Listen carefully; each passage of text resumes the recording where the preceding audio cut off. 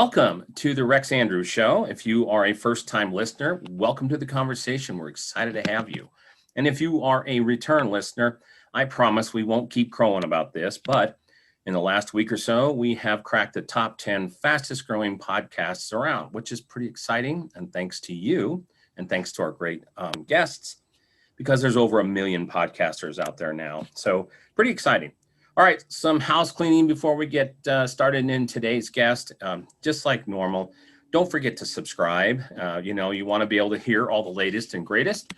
Please, you can find us. If you don't like the podcast you're on today, we're on over 23 different podcast platforms on the major social media platforms.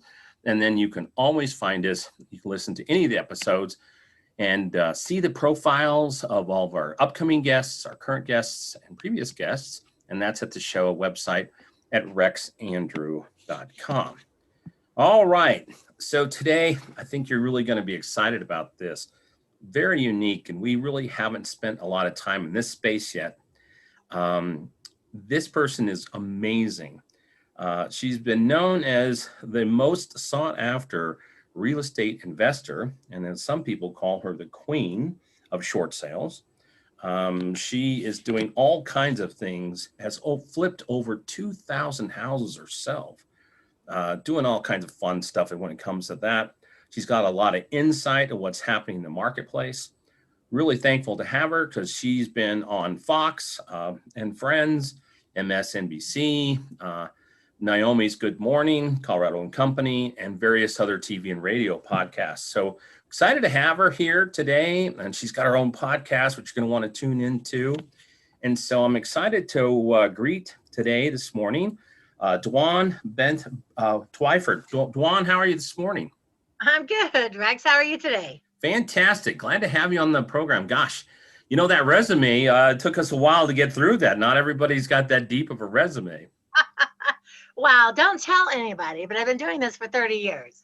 Well, okay, you don't look. I only look, I was going to say, did you start? Barely over 30. Did you start when you were 5 then? So, I did. Okay. I started when I was 5. All right. Well, it's great to have you on the show today. And I know you're snowbound where I am today out here in Colorado. We just got hit with this massive blizzard. So I'm actually happy to take a break and come in and talk instead of just shovel snow. Oh. So anyway, well, listen, we always like to tell the backstories because the interesting part of life isn't always just what we're doing today, because that's going to shift. We do different things. I have a philosophy that we, or at least I do, have too many interests for just one lifetime. And there's always another interesting story around the corner. So what I'd like to have you do for us, Dwan, is to give us the backstory. But before we get started there, just in case anybody wants to follow along with us, because a lot of our listeners are at computers or have a tablet or something with them. And so could you give out your website so if they want to follow along, and we'll get back to this in a little bit, just let us know how people can get a hold of you. Yeah. So my name is Dwan, D-W-A-N. So my website is Dwanderful. D-W-A-N-D-E-R-F-U-L, like wonderful, but dwanderful.com. I have something similar to that. My son's girlfriend gave me a card and it talked about being Rexcellent. So I'm Rexcellent all the time. So. Oh, see, what a great thing. Rexcellent. You got to use your name if you can. That's right. Okay. So fantastic. Did you give out your website address there? I'm going to make sure they've got that. Okay. Yes. And dwanderful.com. Dwanderful.com. Okay. Fantastic. All right. Dwan, you didn't just pop out of the sky and land where you are today. So I'd like to go back and help our listeners understand your story. We like to go all the way back because in our early years, a lot of things about our childhood and how we grew up and those types of things influence who we are today. Mm-hmm. So I'd like to go back and learn about, where'd you grow up and what did your family look like? Did you have siblings? What did your parents do for a living? What was that? Way back. Yeah, well, we go back because we want to hear the story. Okay. I remember that far back. Well, at least 30 years ago, right? So, so we'll go back to that level and just understand because there's a different story. A lot of people don't really realize the depths of people's story. Like for one quick example, Warren Buffett, who's one of the richest men in the world, didn't make his first million until he was 58. So there's an entire backstory to get him to his first million, and now he's a bazillionaire. So let's go back. Where were you? Where'd you grow up, and where were you raised? Where were you born? Yeah, it's funny that you said that, because looking back on which I'll share with you now, I'm on such a different trajectory than my family actually set me on. Right. So I was raised it's a small town called West Milton, Ohio, Okay. which is outside Dayton. All right. And we lived on 10 acres, and my parents are both from Tennessee. So they're from like the country. Like, I mean, like the country. Like, I don't know if you know what a holler is. Oh, yeah. But, okay, they're like from that kind of country. And they both ended up moving to Dayton, Ohio for work, because there was no work in Crossville, Tennessee. So I grew up in outside Dayton, Ohio, in a town called West Milton. But we spent all of our holidays back in Tennessee. Okay. So being in Ohio, we had a garden, we had cows and pigs and chickens. So I kind of lived like a farm life, Right. like a real farm life. And we planted trees all over and had apples and peaches, and we were always killing our own meat. And I think about it now, it's like, I can't believe I used to whip the heads off the chickens and boil them and pluck the feathers. So I grew up in I think a very sheltered sort of country, simple lifestyle. Okay. I was like a farm girl. I was like Farm a girl. Midwestern farm girl, Okay, so your parents moved there for work. What type of work did your parents do? So my dad ended up getting a job it's called Dayton Power and Light. So it was the power company. Okay. And he worked his whole life, the whole 40 years, worked at the power company, retired, the whole thing. And then my mother was mostly a homemaker. Okay. And she got her real estate license. And I think she sold a few houses here and there. A couple of times she worked as a secretary, but mostly she was a homemaker, because we lived out in the country. And it was in I graduated high school in 77. So in the 70s, like, the dad was still working and the mom stayed home with the kids. And Sure. We had the garden and we had all the things. So she was basically a homemaker. And so in the 70s, not a lot of kids were going to college just yet. Right. And so my family, and I don't know how far back people can remember, but the car companies were a big thing in Ohio. Mm-hmm. Like General Motors, came in, and everyone was getting factory jobs. Yep. And so my family was like, when you get out of high school, you're going to go get a factory job. You'll work 40 years at the factory and then you'll retire. And so there was never any talk of work for yourself, go to college. It was all get out of high school, get married, work at a factory, raise some kids, work for the man, and in 40 years you'll retire, and then that's going to be your whole life. So you get the gold watch and go home when you're done, right? Yeah. And so the funny thing is, when I graduated in June 1st, I got a job at a factory. Okay. I went and got a job at a factory. So I thought, okay, that's what I'm supposed to do. So oh my God, when I think back about this, it's like, thank God the way things work out. Sure. So I go to the big factories, the General Motors, like they're paying at that time, I don't know, in the 70s, minimum wage was like $2.15 or something. And these factories pay like $8. So right. Great it's like job. giant money if you can get like the big factory job. So I applied for a bunch of different jobs, and I applied for this job at a factory in Piqua, Ohio. Okay. And the factory was called Piqua Engineering. It was my first job out of high school, and they silk screen t-shirts. So any t-shirt you see that has a logo, they silk screen those t-shirts. And so they hired me in, and I ended up, in just a week or two, they moved me over to the silk screening area. So I would put the paint, run the silk screener thing over the t-shirts, run them through the dryer, they loop back around, you put them back on the thing, run the second color through. So I was silk screening t-shirts in a factory in June. Mm-hmm. Now, I don't know at this age that factories don't have air conditioning. You have to stand up all day. They have concrete floors. I'm so miserable. And I'm covered in paint every day from head to toe. I'm dirty. And I don't like to be dirty. I'm like a girly girl. Right. I'm dirty, and my fingernails are full of paint every day, and I'm standing all day, and it's so freaking hot, and I'm working in the daytime shift. And I was like, oh my God, why would my parents want that? Like, why do they hate me that they want me to work at a factory for 40 years? Mm-hmm. And I'm only thinking this like a month into the job. There's no way. I'm not going to survive. I can't work here for 40 years. I'd rather, I mean, honestly, I mean, I don't want to like kill myself. It's like, oh my God, I'd rather just like do anything, anything besides this. You know, I'm similar age, and it's an interesting thing because you see folks of our age, our parents were really that type of a steady Eddie, you know, for the most part, you know, those that worked in a town job. I mean, Uh-huh. people started to migrate into cities. You got that steady Eddie job. You worked somewhere for 30, 40, 50 years, Yeah. and that was your life. And you raised your family along the way, and you went on a vacation once a year, that kind of stuff. And so what's interesting is I think it's in our generation that that mold started to get broke.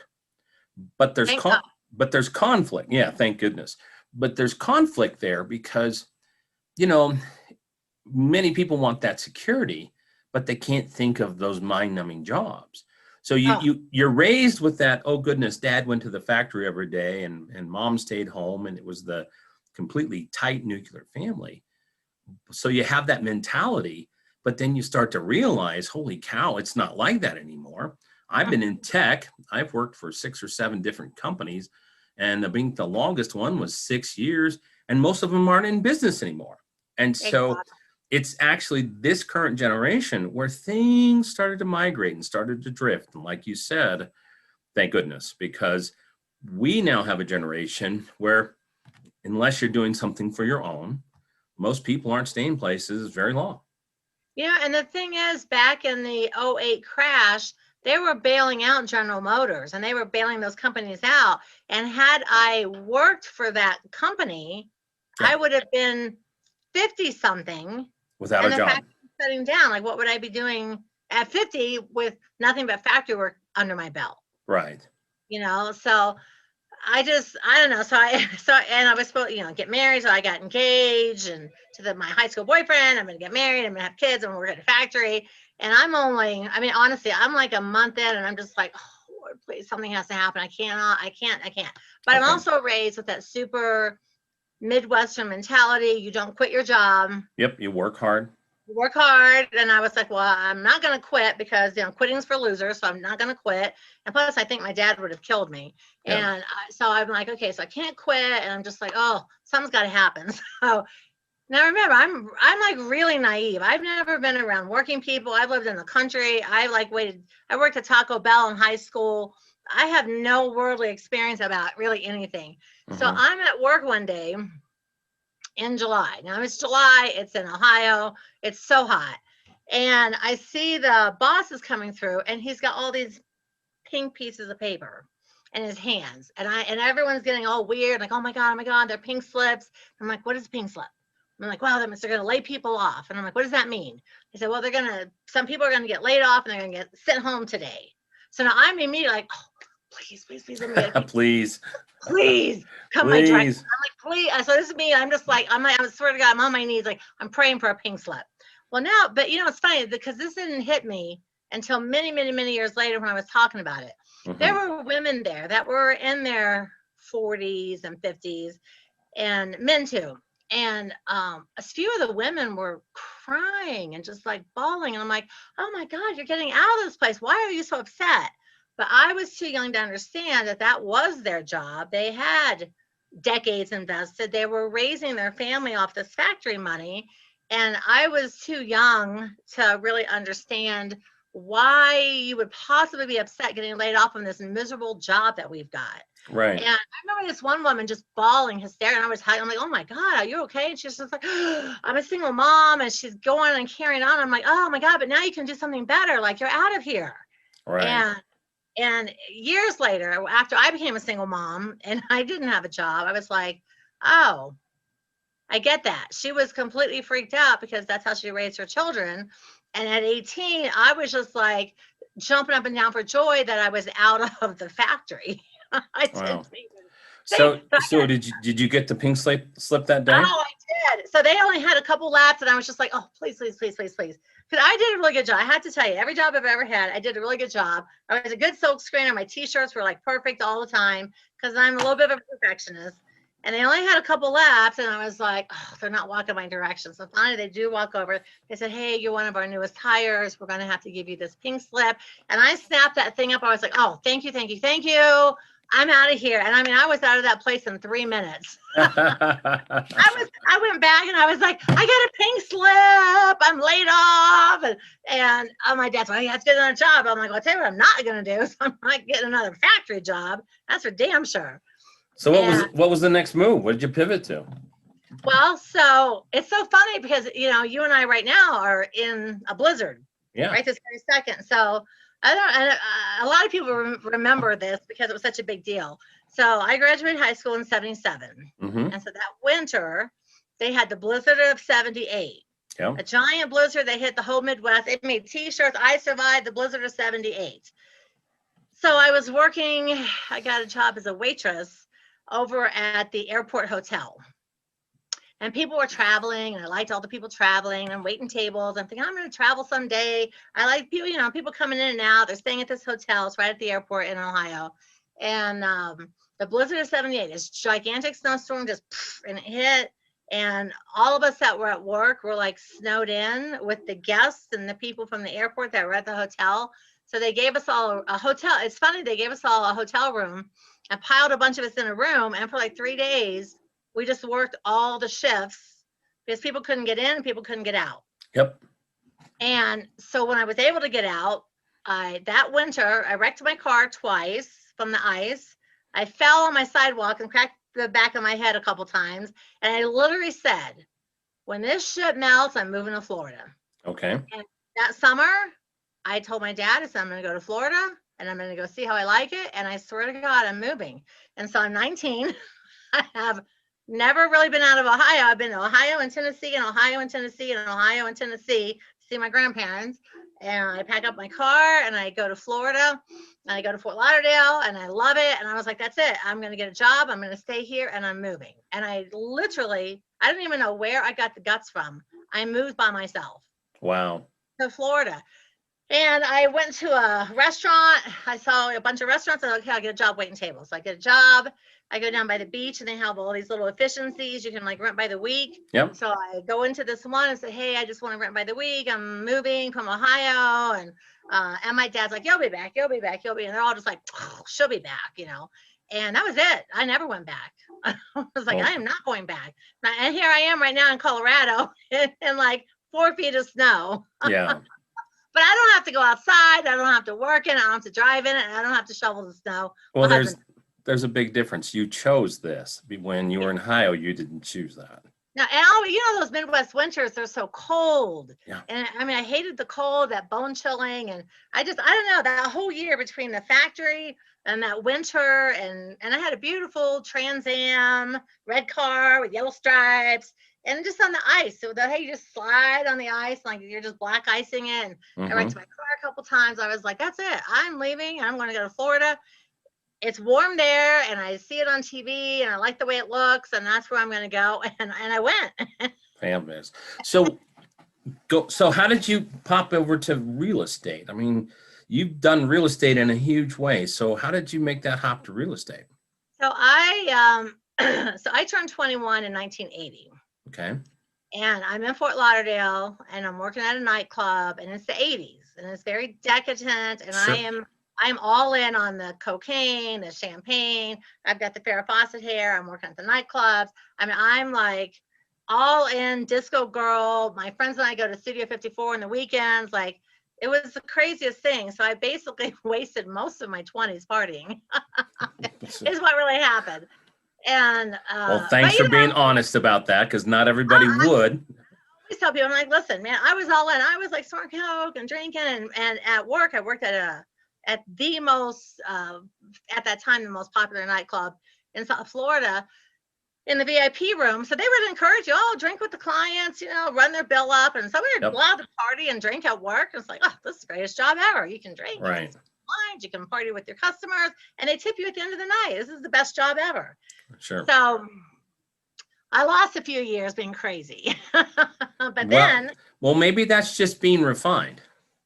Maybe. Well, it taught me a lot. I learned a lot about the world because I started meeting people from all over the world, and I started just meeting a lot of very wealthy people, and because I worked in the VIP room at the place called Yesterday's, and anyone famous that came into town, any famous person, they would eat there in the VIP room. So like I waited on like Elizabeth Taylor and Don Rickles and Tina Turner and, like super famous people. And, in the 80s. So there were a lot of them that were at their heyday at that time. So I was starting to hang around and just see people making a lot of money and, how do they get there and what are they all doing?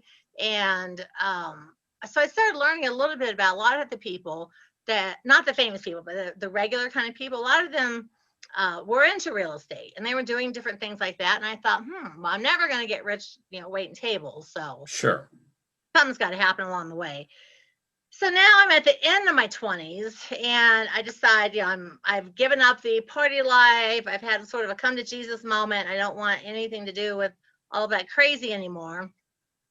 So I get married, I have a baby, I'm going to be a stay-at-home mom, and I'm going to do the mom thing, and I'm just going to see where things go. And when my daughter was just 8 months old, my husband and I split up. Uh-oh. So now I'm 30 years old. Okay. I have an 8-month-old baby. My husband is gone, and I have no job skills except for clubbing and my little bit of factory work. So now I'm really in a pinch because it's like, okay, well, what am I going to do? I got this baby, and I really did want to be the stay-at-home mom and the homeroom mom and the mother that goes on all the field trips. Like that was my plan. Sure. And so now my plans are squashed. And of course, my family immediately, bring Ayla and come back to Ohio. You can live in your old bedroom. You can get a job here. And I'm thinking, now I've been living in Florida for a decade. Right. In the beach, the sun, I'm at the beach every weekend. I'm like a total beach girl. And I'm thinking, go back to Ohio and live in my old bedroom, or like go in the ocean and hope that a shark eats me. Like that's kind of where I was at. And so at that point, my family's sort of pressuring me to go back. And I thought, well, if I go back, I'll end up getting some job.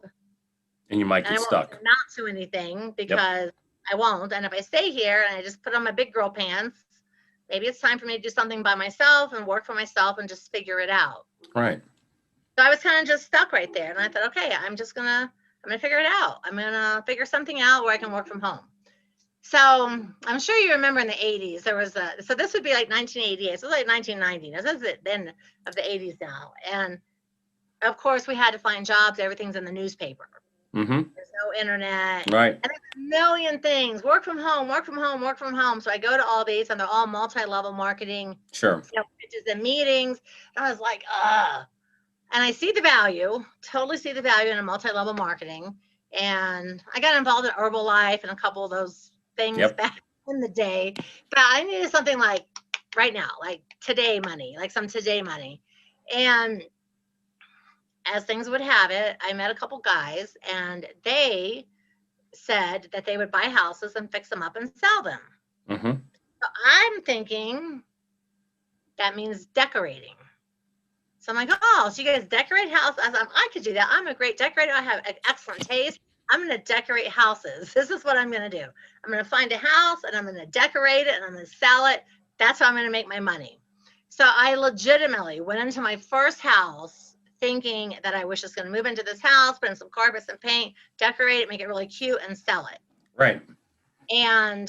But that's not what rehabbing is. Buying and fixing it. There's enough. So I'm in. So these guys, I said, well, where do you find these people? And how do you do this? And they said, well, we go up to the courthouse and we write down all the foreclosures and we just go knock on doors and talk to people.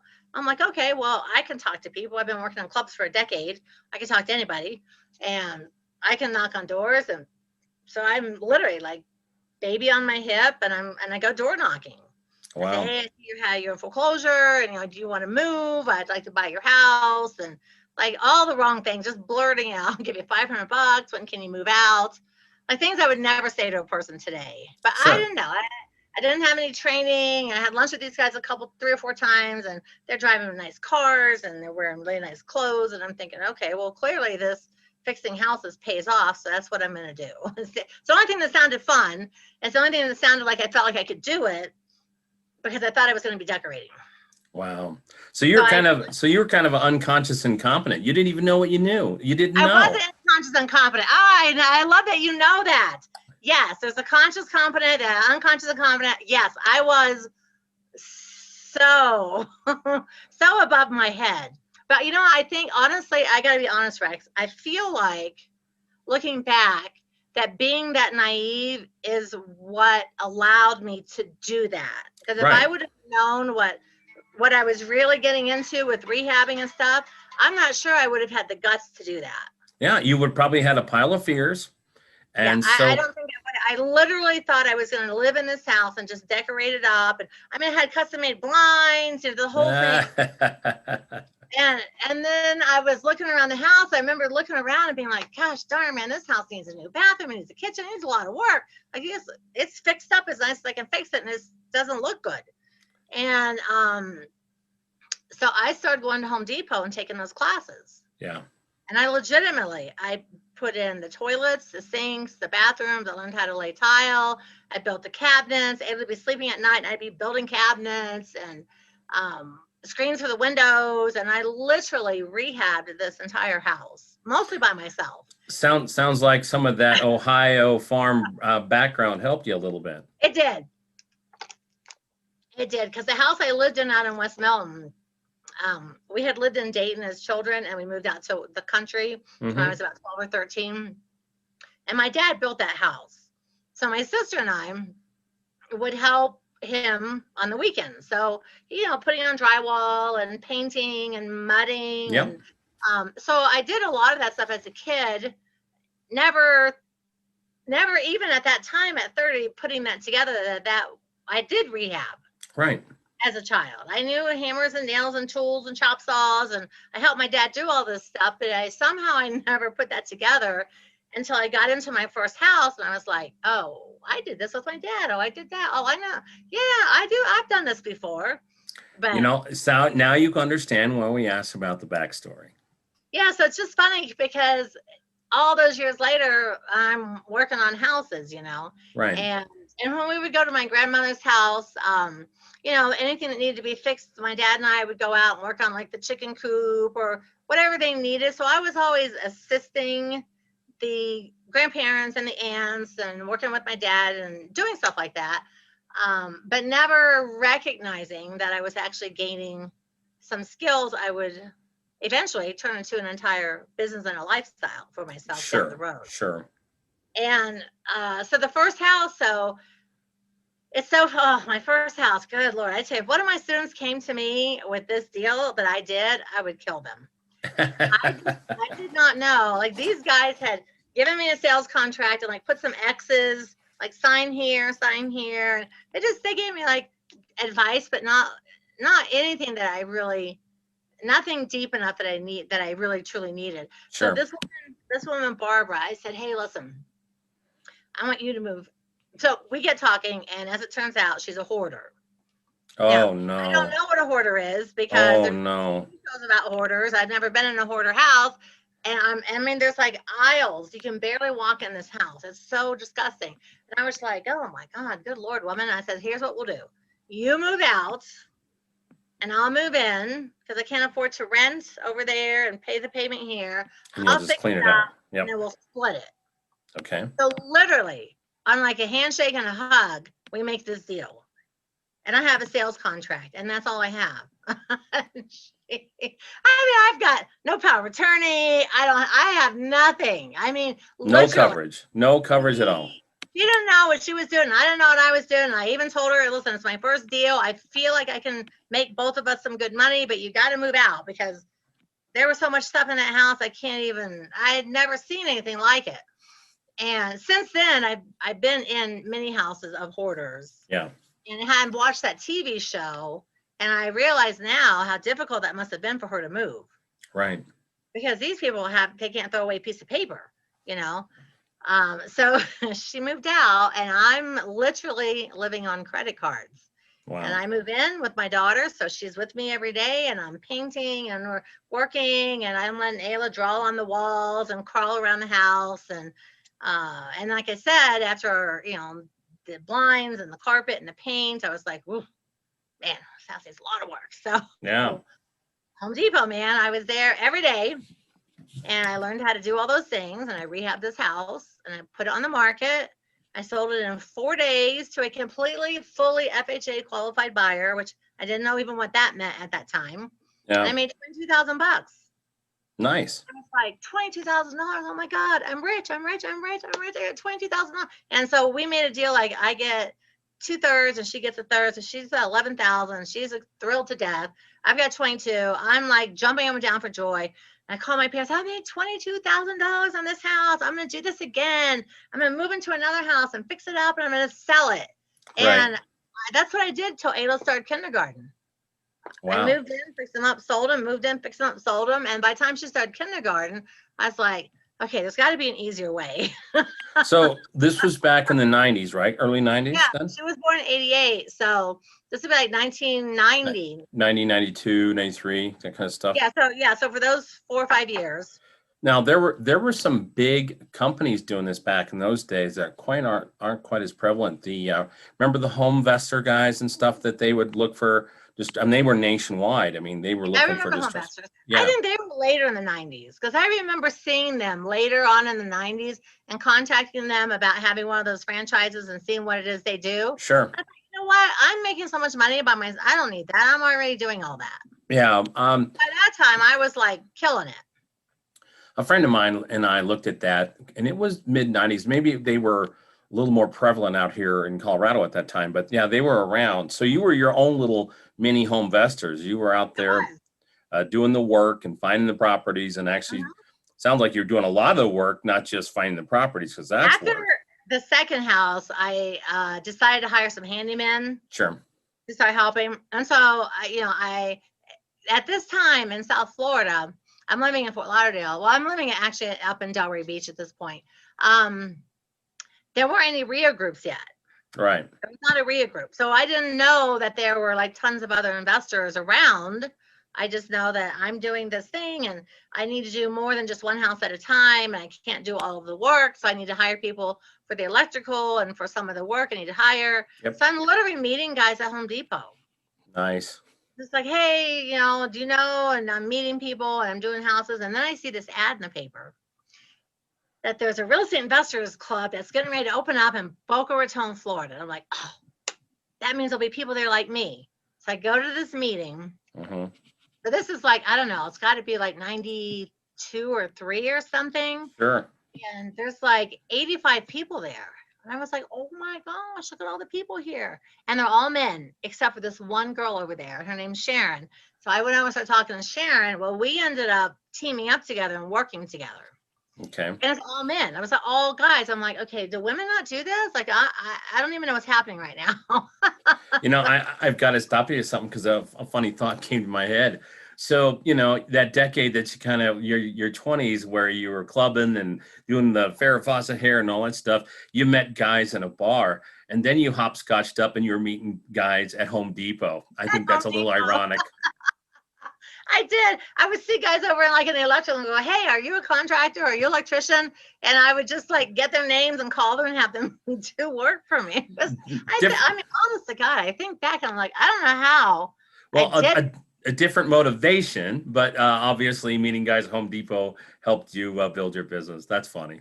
It's funny. So you know what happened? So Sharon and I decided that, her husband she was very young. She was 25 and I was like 32 at this point. Her husband had been killed in a motorcycle accident. Oh. And I was like, oh my God, I didn't know anybody that young that was widowed, Sure. I never even met anybody that young that was widowed. And so she was looking for something and I had done a house or two, I maybe 3 houses. I think we should do this together, like a team, then we can kind of divide and conquer. So we started working together. Well, just in a very short amount of time, after we rehabbed a few houses, we're like, now I hear people talking about wholesaling. Sure. So this is where my money came. Okay. I'm at the RIA meetings. I'm hearing people talk about wholesaling. And I'm like, what does that mean? They said, well, we get the houses under contract and we sell them because people are trying to sell houses to me. They said we sell them to the rehabbers and the landlords and we make this assignment fee. Sure. I'm like, you don't fix them up and you don't do I didn't know there was any other thing to do except this is the only thing I knew. I'm like, so wait a minute. So I can find the people, which I'm good at door knocking, and I can then add on like a fee and I can sell to a rehabber. And now there's a whole room full of rehabbers and landlords, and I don't have to actually fix the house. No more painting. And I was like, holy cow, I've been rehabbing this whole time. I should have been wholesaling, but I didn't know what it was. And I'd never heard the word, and I didn't know any other investors until that RIA group opened. Okay. So now I tell Sharon, I say, hey, listen, here's what we'll do. We'll knock on doors. We'll do this. We'll do that. You know, she didn't like knocking on doors. I didn't like paperwork. I'm like, you do this, I'll do that. And we'll just like, we'll kill it. And so we wholesaled 75 houses in our first year working together. Wow. 75. 75. So it was almost another unconscious, incompetent move because you didn't know anything about that, right? Nothing. I didn't even know. No. Oh, I tell you, Rex, when I look back at how bad my paperwork was and how many things I didn't get in writing, it's like, oh my, it is by the grace of God that I even made it. Now, the thing about Sharon that was interesting, she was paralegal. Oh, okay. And she and her husband had wanted to buy a few fixer-uppers and sell them, but he worked at a grocery store. He was a manager or something at a grocery store with that long-term, 40-year plan. Yep. And she was a mortgage broker or something, or paralegal.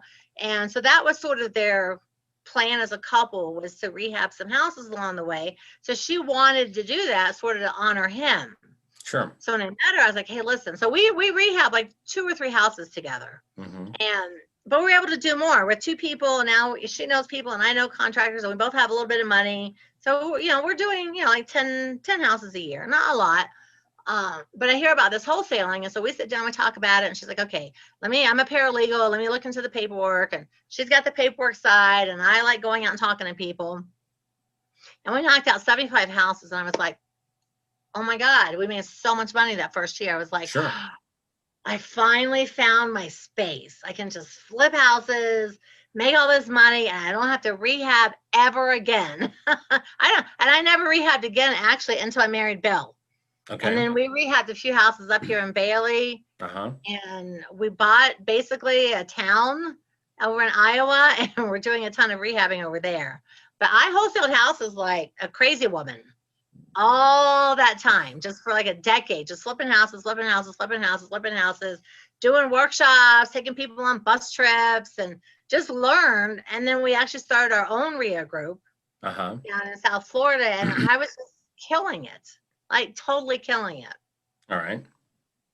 So what an amazing journey. And yours is very similar to a lot of people who decided that they didn't want to be where they were when they grew up. Lots and lots of those stories. Walked into something having no idea. I think one of the problems today, and you hopscotch to another one you didn't know that much about, but one of the problems today is that we walk around with a cell phone in our pocket that has internet access. And I think a lot of people research themselves out of things because they start to realize, well, I would have this against me and that against me and those types of things, and it would take this. And where there's a will, there's a way. And I find that so many times, the hardest step to take is the first one. And you can do so many things in this world today because all it takes is having the guts to take that first step, because there's so many people still who won't. And it's funny because I now, I sell programs and I teach and I train. I mean, I've got thousands and thousands. I had an infomercial that was on TV in like the early 2000s. I sold 500,000 training programs. Wow. So, and we do tons of live. I still love to do live workshops. So Bill and so COVID put a squash on my live workshops. I really like to go and teach and work with people. And I'm like, listen, I was so broke. I even got fired from Dennys. I worked at Dennys at one point on third shift and got fired in the middle of the night. I'm like, if like a country girl with no skills who was fired from Dennys can become a millionaire, I promise you can do it. I promise you can do this. That's funny. So I spend a lot of my time now training people. Okay. Because I see so many people that took the path of the factory. Sure. And now they're in their 40s or 50s and they're like, I've wasted my life and I want to work for myself. And, and then I see like young kids, like 18, 19, I'm like, listen, you don't even need to go to screw college. Here's what you need to do. You need to do this, right, and make money. And then here's what you need to do. And I spend a lot of my time teaching and training and coaching people, because I really feel like people, I don't think like you said, a lot of people talk themselves out of it, and they have too many people, like I had too, my family, naysayers. Well, you can't, and what if it goes, and what, blah, blah, blah. And then you what if yourself to death, and then you never actually take the step. Yeah. Well, I see in today's world, the only security anybody can have is the ability to pivot, because those jobs that our parents had where somebody worked somewhere 30 or 40 years, they don't exist. There's absolutely zero loyalty both ways, because if something else comes along that pays me just a little bit better, I'm going to jump on it. And the companies shrink up and down all the time. They don't even think twice. I've been in tech organizations where we had to let go 150 people one day, just, and it was no big deal. So, I think back on my career, if you're in technology, goodness gracious, where things turn so fast and evolve so fast, there's no such security. And I don't think there is in anything anymore. I really don't think there's security in any type of job. So I just tell my kids, the only security is the one you make, and that you have to be able to pivot. Well, it's funny you say that, because so I was a single mom with Ayla. So I did not marry Bill until Ayla was 13. Okay. So I was a single mom all that time. And so on my own, with Sharon, on my own, I had like 15 rentals. I had a really nice house. I had a car. I had a boat. I had like all the stuff that, the things that you think you should have. And then when I met Bill, he also had 2 kids. And so we decided, we're going to get married. We're going to live in Colorado so the kids can go to like a little quiet mountain town. Sure. And we're going to spend, all the vacations in Florida. And then when the kids move out, we're going to like 50-50 it, which is pretty much how it worked out. But I told my kids, I was like, listen, you guys, I mean, if you want to go to college, you need to go. But what you need to do is start buying rentals and working for yourself, because no matter what degree you get, things change too much. And I was already saying the things you said. There's no loyalty, and now with the stupid cancel culture BS, I mean, if you just say one wrong thing, like you're terminated and you're hated for all of your life. And so my kids have rentals, and my son has like 5 rentals, and my daughter's got a couple. Both the girls have a couple rentals, and they have rentals, and they work on houses, and they work with me, like helping and coaching and working with people. And they don't work for, my son never worked for anybody ever. My son never did. Both the girls went through that phase at 18, like, oh, I don't want to work with my parents. I'm going to go figure my thing out. And so both of my girls, moved away. Ayla went to the Disney college program. Chris went to college for a little while. And then it was all said and done, they were like, I don't know why we wasted these last 7 years of our lives. We could have had 10 rentals by now. We want to work in the family business. Yeah. We looped back. But my son, straight out the gate, he was like, no, listen, I like rehabbing. I like fixing things up. So he rehabs houses with us and has his own rentals and has his own things. But it's just funny how the girls were like, we're going to do our own thing. We're going to make our own. I'm like, go make your own path. But I'm telling you, you're going to look back to real estate, because that's the number one way people become millionaires, is through real estate. Since the beginning of time. The more land you own, the more money you have. That's right.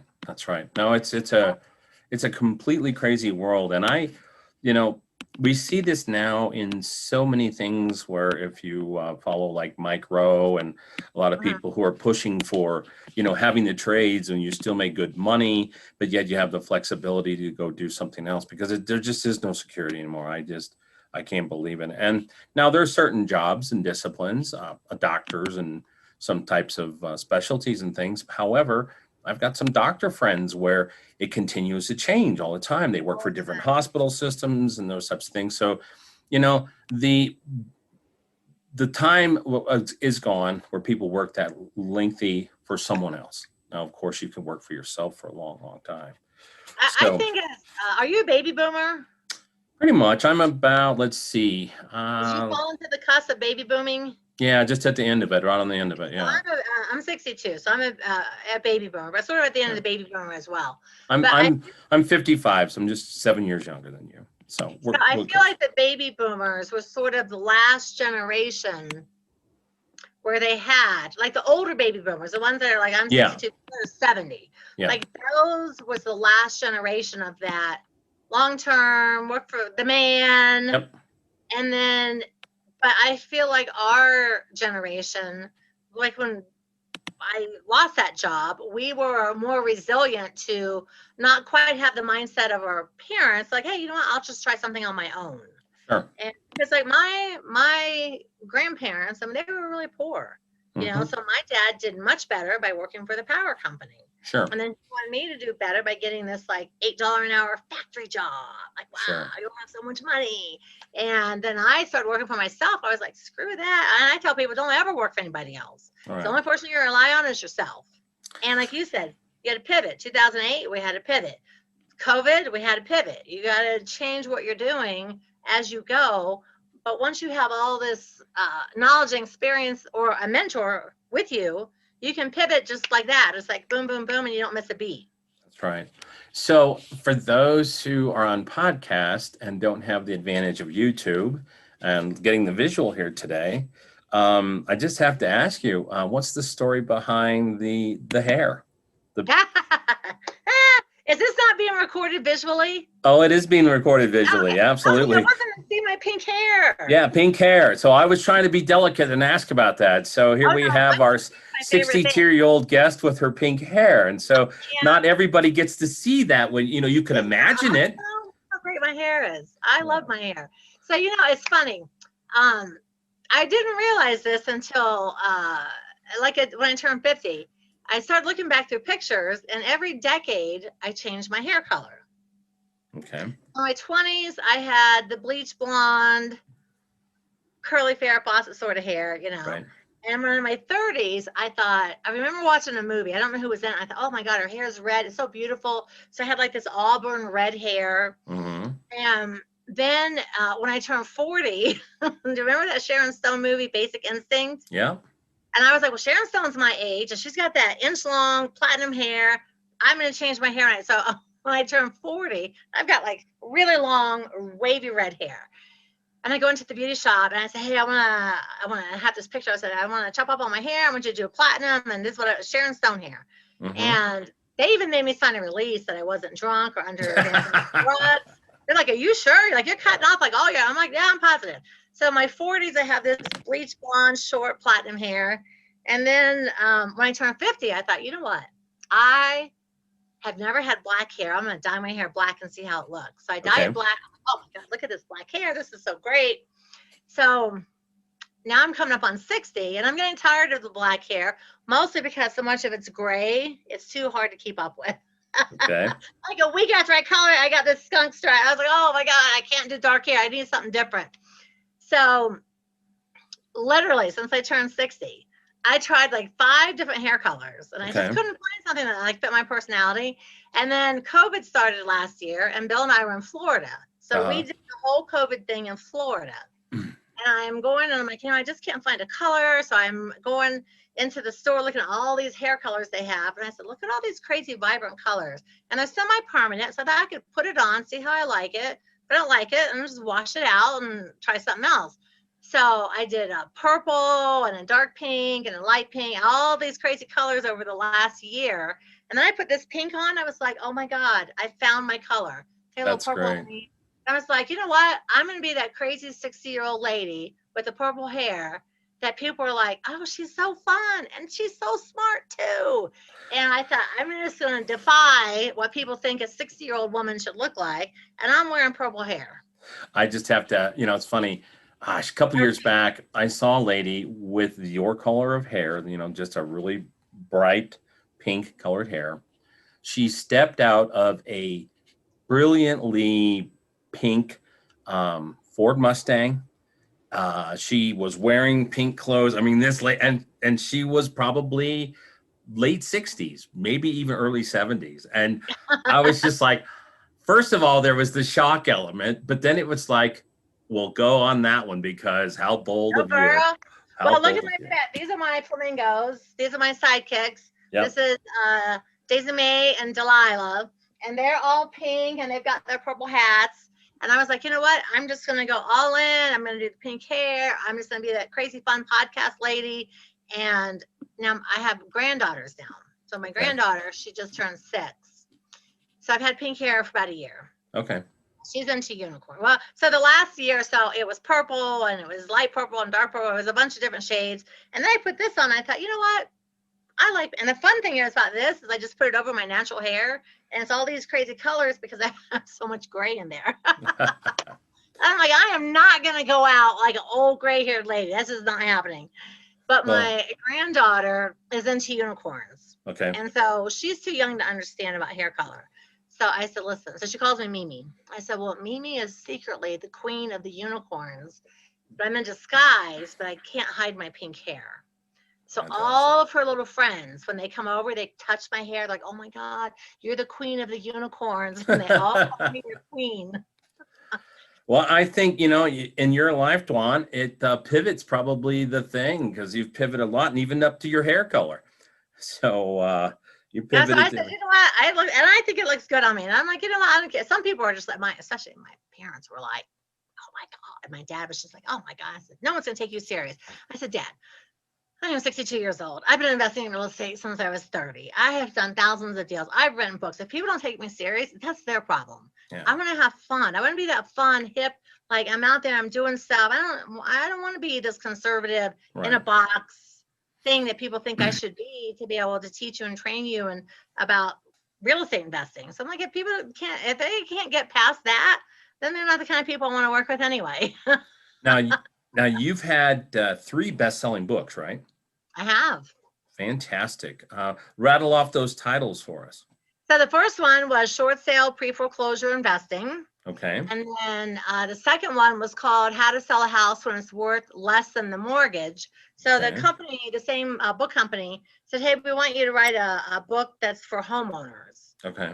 When they owe less than the mortgage, what can they do? So I wrote one for investors about short sales, one for homeowners. And then my most recent book I wrote with Steve Forbes called Success-O-Nomics. Wow, that's fantastic. So I know. I was just like, write a book with Steve Forbes. Wow. So it was a multi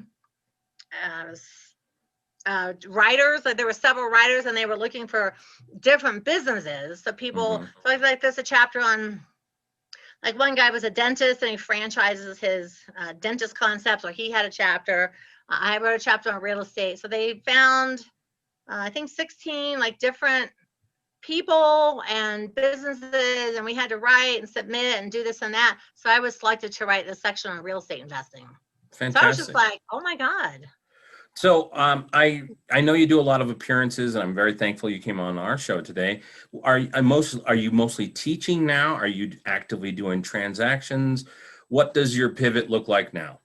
So 2 years ago, Bill and he's from Clinton, Iowa.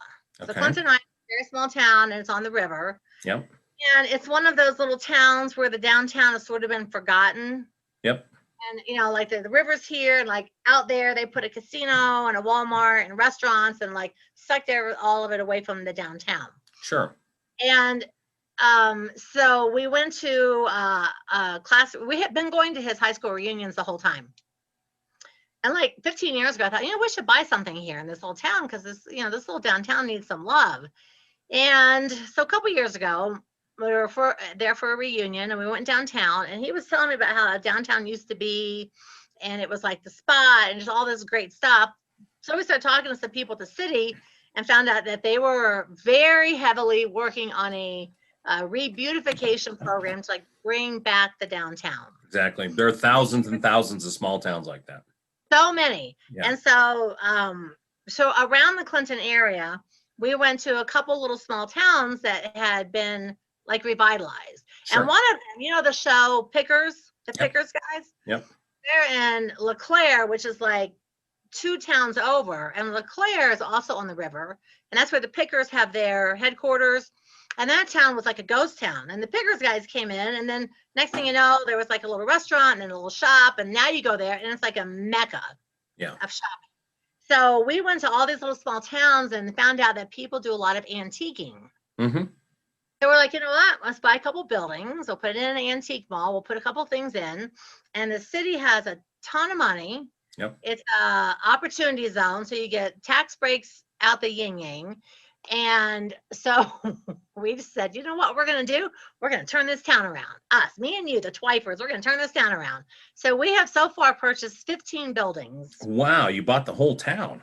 Basically, we own 30% of the entire downtown right now. Oh my And goodness. it's a lot. And I'm just like, oh man, but what if it doesn't turn all the way around? Like, we have so much money invested in this little town. But it's so crazy because the whole downtown is turning, and people from out of state are coming in, and some people, 4 or 5 investors from out of state bought buildings, and everything downtown is in this gigantic turnaround process. Yeah. And so basically what we're doing is we're just working on our buildings. Nice. A lot. Like, now, are you still teaching courses then, in addition to the king and queen of Clinton? I know. It's so funny because we bought, after we bought like the 3rd building, the mayor calls. He's like, hey, I want to take you guys to lunch. And we're like, the mayor. And now, like, all the people in town know us by name. Everybody knows who we are. And like the mayors and the commissioners and people all are reaching out to us. And I'm like, what's going on right now? So apparently we're like the people that everyone talks about in the town because we just bought so much all of a sudden. Sure. So basically, and we also opened businesses. We opened up antiques. So I have an antique mall called Riverfront Antiques. We opened up a clothing boutique. So it's called Boutiques at Riverfront. So we're calling everything Riverfront because it's, you redeveloped it. Sure. And then we have a Riverfront Marketplace, like a little farmer's market kind of thing. So we've actually opened 3 and an event center. So we've actually opened 4 businesses in the town that are doing really well. And so now not only do we own real estate, businesses, rentals, storage units, I own 4 little small businesses. in town. But weirdly enough, in spite of all of that, Bill and I, like, our real heart is teaching people. Sure. So we do workshops. I mean, COVID obviously squashed. I had when COVID happened last year, we had 20 workshops scheduled. And I was like, oh man, because I really, both of us really like to teach and train, because I know that the more investors that are out there, the more they can help the people that are in trouble. Sure. And I was that person. When I went through that thing with my husband, I lost my car, I lost a house and foreclosure. Like, I was that person. Yeah. And nobody came knocking on my door. So then I met these real estate investors. I'm like, oh, you fix up houses, you sell them, you buy them people in foreclosure. I could do that because I went through it and I get it. Like, it was a terrible, embarrassing, my family's pressuring me to move back to Ohio. It was like a dark, terrible time in my life. And so I thought, well, if I can help people not go through what I went through, that I think I would feel good about doing that. That's really what attracted me to it as well, was not just the rehabbing part, but helping people in foreclosure. I went through all that. Sure. And so for years I would tell everyone, like, listen, I'm helping you out. I went through foreclosure. I know what it feels like. I lost my car, my husband, my money, my house. But I got the baby. So sure. I still won. and I still feel that way today. Like, I know that I can work with someone and they can help people out of a bad situation, and they can work for themselves and their family and make their own schedules on their own time, and they can become successful. So my number one thing is I still have a heart for teaching, and so does Bill, which is why we do a lot of live workshops. And we have training programs and all kinds of flipping houses, subject to just any program you have, it's over there at Wonderful. So we have all kinds of programs and stuff. So basically right now, when we're not teaching workshops, we're working on our little town. So, and I said, if this town doesn't turn around, we've got 15 built. What are we going to do with all these buildings? Oh my goodness. So you've had over 500,000 people go through your training courses. You are the king and queen of a little town in Clinton, Iowa, and you're still teaching through webinars and online courses. Wow. I'm teaching. That's why I started my podcast. Yeah. Actually. Okay. Because I started my podcast 2 years ago. Now, is your podcast wonderful also? It's called the most wonderful real estate podcast ever. Okay, great. Thanks for getting that out there. It is the most best podcast ever. So I just decided I'm going all in with the name, the hair, and taking all my crazy and putting it all on a podcast. Well, it's been a great ride with you today. And Dwan, you're one of those guests I don't even have to pry questions out of because you are so forthcoming. So I love it. One more time, make sure people understand your website. Yeah, so it's dwanderful.com. So that's DW, right? So DW. DWAN, Dwan, Derful, DERFUR, Okay. FUL. So DWANDERFUL. So just take wonderful and say Wonderful. Dwan. Okay, now I am almost afraid to ask this question, but I have to because it's kind of tradition with the show. You know, in this day and age, and because I'm not sure. Anyway, I'm going to go there. In this day and age, we have this whole concept of a bucket list. And actually, I even interviewed the bucket list guy down under. Great guy, Trav Bell. But everybody's got this bucket list, things they want to do. Okay. Now, with every one thing there's an opposite, right? So there's a list out there. It rhymes with bucket and it starts with an F, but I'm not going to say that. Okay.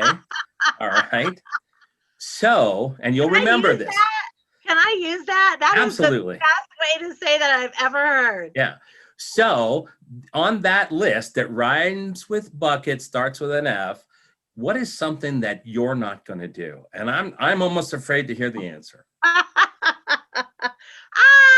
You know what? It is so funny that you say that.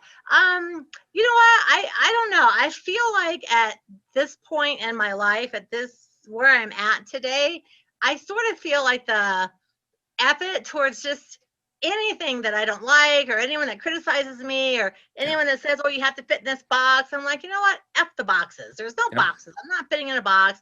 I'm not doing this. I'm not doing that. I'm gonna live my life my way, living it out loud. And if people don't like it, screw it. I don't care. Like, I really just don't care what people think anymore. Okay, that's good. And it took me a long time to get to the point of where I really honestly didn't care what people think. Like, that's I was fantastic. 65 years old. I was still like, oh, I got to be in the speaker box or this box or that box. And now I'm just like, we're in this little town and they do all these music on the avenue things where they block off the streets and people come down, and I'm walking around in my pink hair and people make comments. And I'm like, you know what? F you. I do not care. I really just want to live my life in my own terms and have fun. And I just really don't care. Well, Dwan, I think that gives me that's my superpower. You have superpower. I'm actually able to do what I want, how I want it, and not worry about what they think. Fantastic. So I'm never going to work on a house or work with a student or work with anyone that doesn't like fall into what I want to do. I'm just not. I'm just like, I'm not doing anything I don't want to do. Well, thank you for sharing your story today. So remember that list, because you can share that. Anytime you think of a bucket list, you'll think of that one. So that's so funny. Yeah. I mean, really, that's so funny. Yeah. So thank you for sharing your story today. And thank you for being so transparent. It's I hope a lot of people grow from this, and that's the whole point of the show. So we're going to have you back on because I want to get updates on Clinton and hear more about your stories and all that good stuff. But thank you very much for coming on today. Well, thanks for having me, and and asking so many good questions. It's funny because I didn't realize till today. You actually helped me realize that a lot of the things I did helping my dad build that house and stuff actually added up at the other end when I was doing houses, because I was familiar.